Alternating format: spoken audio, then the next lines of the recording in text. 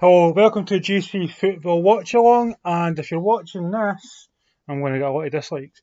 So this is all about the European Super League that has been discussed with several clubs. So we had 6 clubs from the top 6 that had been invited. We don't know if any other teams had been invited other than that, and we saw that six clubs did accept. Now, Man City, Chelsea have came out last night and said we joined. We joined because we thought we were going to be left behind, so that's why we joined. We didn't initiate the chat, and we also didn't do anything to help its progression. The ball was already rolling, and we joined. So I'm in the house, just a lunch break, just had the dogs a walk, so I'm just on the webcam. Right, so this is what I want to say, right? I am 37. I was born in 1983. So the Premier League came in 1992. So I do remember the change in what was Division 1 to what became the Premier League. And it went from more terrestrial TV to the Sky. The Sky is the next best thing. If you want to watch football, join Sky. This is right. So there was a lot of push for this to be the next best thing. Now we've seen that did happen. Premier League became one of the biggest leagues in the world. That was in no short part due to a lot of finances. If we look at the league back then and we look at the teams, where are those teams now? A lot of them are in the Championship or Division 1. So some clubs did get to where they are just now through people coming in and giving them money. And most of these people were folk from the oil sector. In the oil industry, we see it being Arabs, or we see it being Russians, or whatever. So there's always been a lot of money coming in. See if anybody's in chat. There's always been a lot of money coming in to the Premier League. Now, 1995, I believe, was when we had the most expensive footballer, Alan Shearer, 15 million, in about 1995, 1996, when he went from Blackburn to Newcastle. 15 million, right? His wages weren't that high compared to today's wages.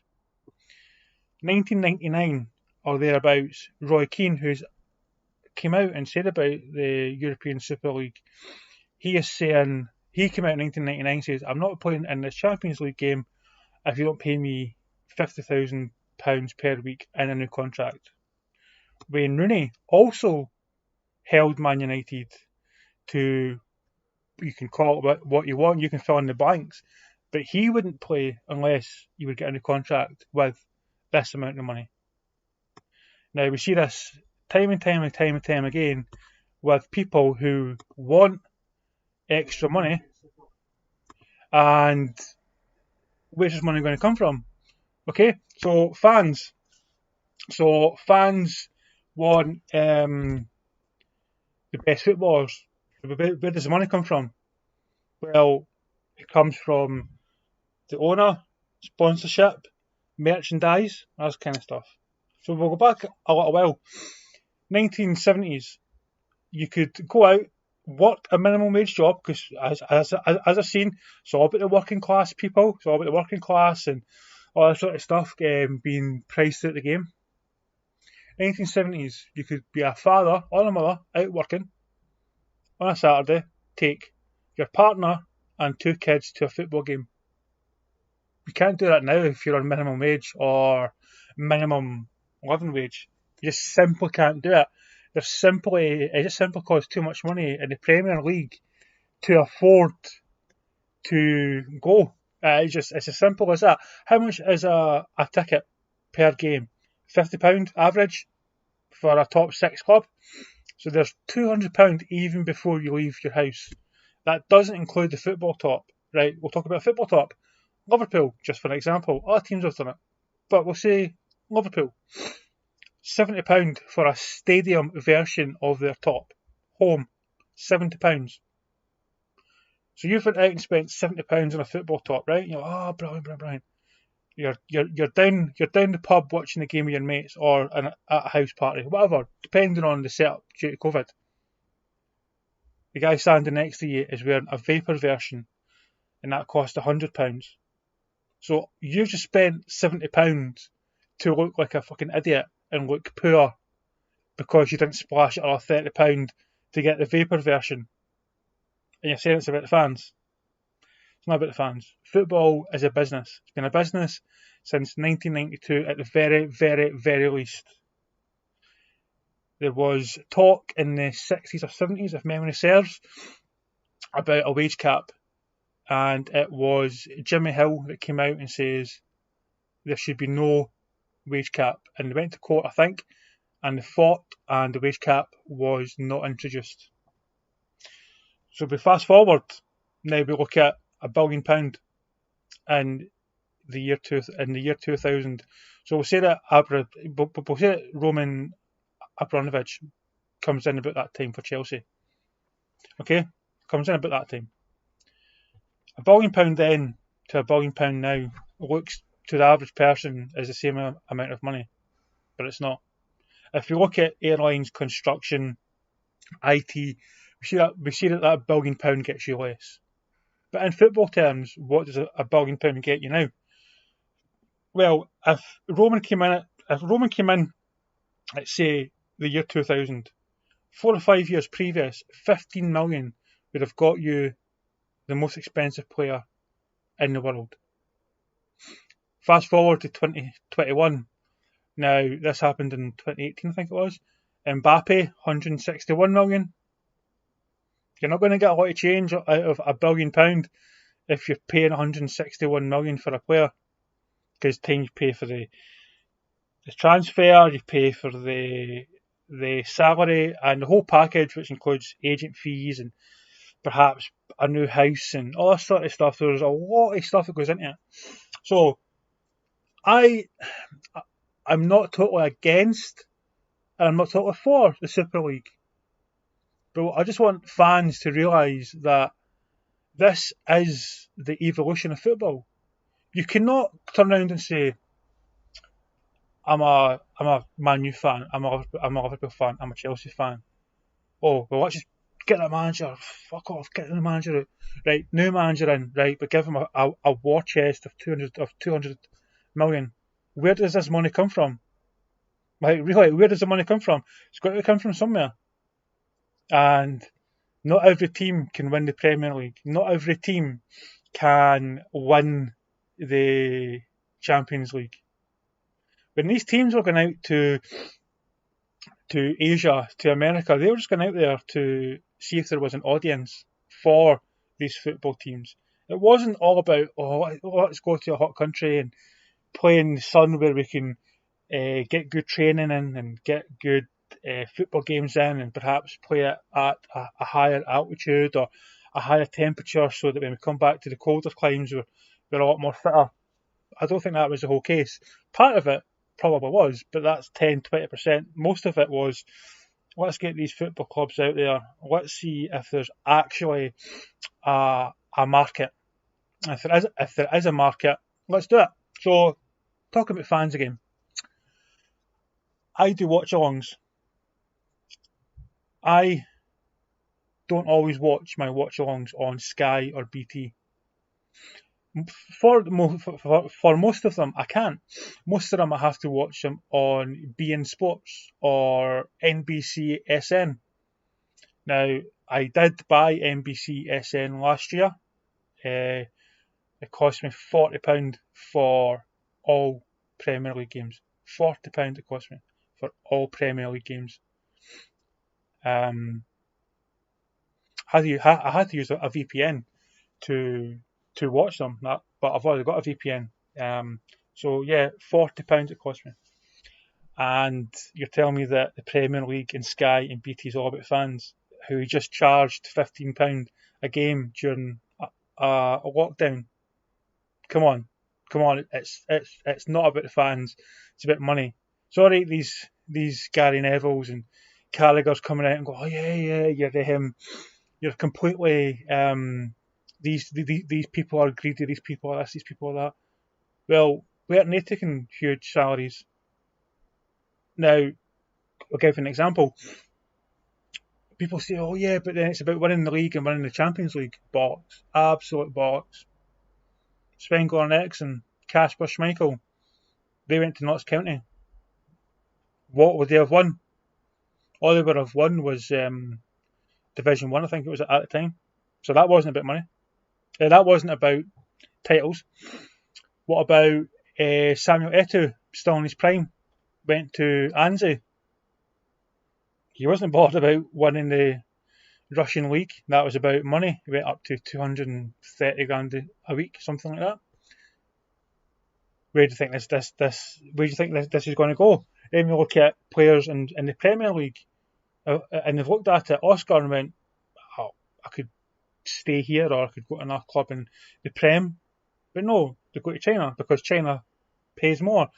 So if the Premier League do keep doing what they're doing, all that will happen is, yeah, this Super League might not work, but these people at Man U and Liverpool and Arsenal will just go, right, we'll sell up, and they'll might take a loss, but then they'll move to another market.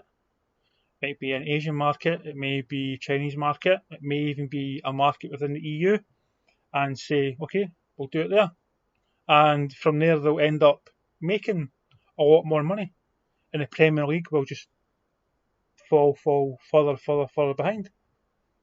The Premier League charges too much money. It charges too much money for broadcasting. If it was pay X amount per month and you get a choice of all the games, fine, but you don't. It's handpicked. You don't get any choice in the matter. Not everyone is a top six supporter. Not everyone's a supporter of the lower teams in the league either.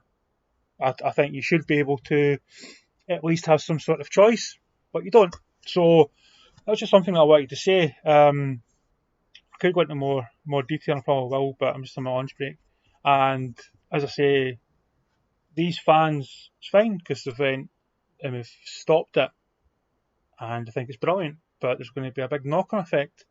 It could be that the Premier League now say, okay, well, we'll do this, and they know that it'll be approved. One of the things that I did hear on Sky Sports was shareholders mentioned. Now, we're talking about football clubs here, and we're talking about fans, and we're talking about how fans could be priced out of these games. Now, not every fan has to go to an away game. That's first and foremost.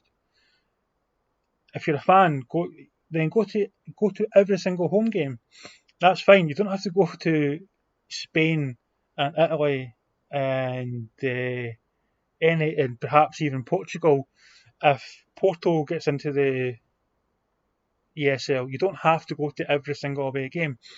But every home game you can go to. So don't say, oh, but I'm a fan, I have to go to every away game. I was priced out. You weren't. You don't have to go to every away game. So I don't know. I can see what fans. I can see what the fans are saying, and I do understand. But you're also being made a mug out of by being charged all this money. You want the best players at your club, and you want to pay 200, 300 grand a week, and you want to pay X amount of money for Haaland and Mbappe, and where's the money coming from? These owners are just going to go, do you know what? We're not making enough money. It's not worth it. It's too much. We're going to go. And then what happens? We're just left in a situation where we've got X amount of clubs that will be like Leeds. They'll be bankrupt and they'll have to go down and play in the Championship and try and build themselves back up. You know, fans have to realise that football's a business. It is a business, and that's all it is. And if you're paying average £50, £60 a game, then that's not about the fans, because you've got to base a ticket price on minimum wage or minimum living wage. I don't care if you earn 40 grand a year or 100 grand a year or whatever. If you are talking about fans and working class fans, you have to base it on how much they actually earn at a minimum, which is, I don't know, say £300 per week. I don't know what it is, but let's say it is. Let's just say it is. So you're not going to then go out and get a ticket for you and your family for that if you're only bringing in £1,200 a month. But anyway, I need to go back to work. But I expect a lot of dislikes on this, which is fine. I've no issue with that at all. Everybody's entitled to their opinion. But if the owners don't get it through the ESL, they're just going to go a different route. It's simple as that. And I think the reason that Real Madrid were the ones to push this is the Spanish league isn't making as much money as it once was, and the Real Madrids and Barcelonas of this world, their transfer money is getting spent. They're spending more than that, as we've seen with Coutinho. They're not getting as much back from that because the players aren't doing too well, and the wages that they're on has been going up again with Coutinho and the likes of Messi and Dembele. Where's the money coming from? And then you've got teams like Atletico Madrid and Sevilla that are starting to compete with Barcelona and Real Madrid. So they're taking some of that prize money away because of domestic cup games or all that sort of stuff. So I think that's why this was driven by Real Madrid, because their revenue streams were coming down, but their expenditure was going up. And where do you start? Where do you stop? Fans want, but it's not an endless kitty. You need the revenue in, and if you're an owner, you've got to look at where to get this revenue. And if that meant or means starting a new league, then so be it. And the fans just have to get behind that. Otherwise, just don't complain that your team doesn't buy Haaland and they go for someone like Anthony Stokes.